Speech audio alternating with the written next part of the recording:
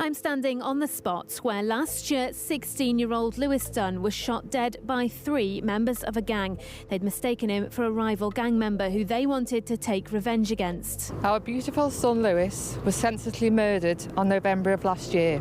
Lewis was the baby of the family, the centre of our world. Tonight, Heart can reveal gangs across Merseyside are using children to do a lot of their dirty work, giving them guns and driving them into a life of crime. They are taking risks on behalf of others higher up in the organised crime gang so that they don't go to prison. We've been working with young people from the age of 10 and we've seen that they're being exploited.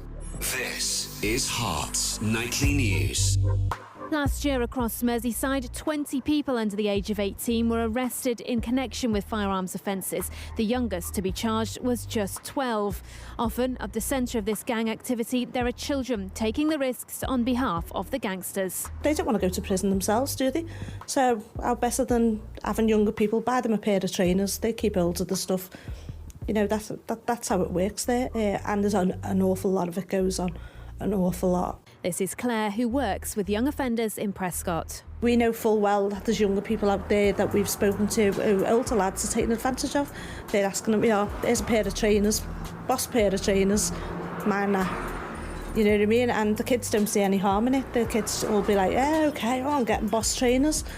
They don't see, the damage or what can happen, the consequences of it, really. DCS Paul Richardson heads up what used to be called the Matrix team on Merseyside. He's told Heart they see a lot of young teenagers being targeted. You'll have a young man who will become disengaged from school. Family life isn't perhaps what you and I consider family life to be. Home isn't what you and I think it to be.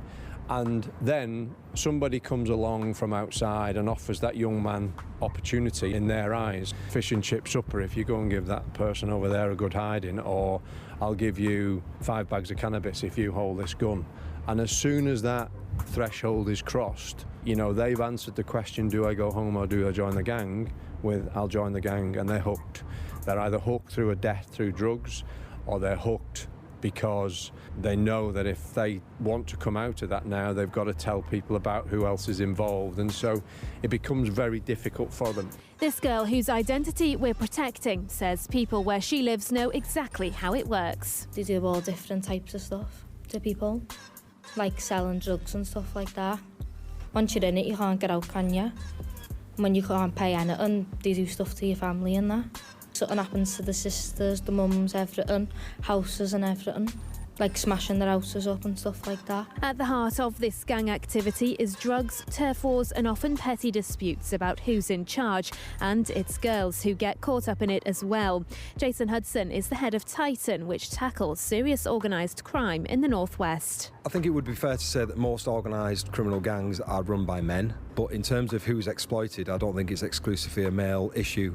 There's lots of vulnerable females that are exploited for a range of reasons, whether it's sexual servitude or some sort of exploitation through prostitution, as well as being a safe house or moving drugs or a firearm or doing money. The people who get exploited are not exclusively males, and there is certainly good indicators that a lot of females get wrapped up in organised crime. Tomorrow we're going to be finding out where the guns come from and hearing from those who admit to pulling the trigger. He's pointing and cocking a 9mm pistol. The guy was walking towards me and he was shooting a gun. He was firing a gun at me. I had one with me, so I returned fire.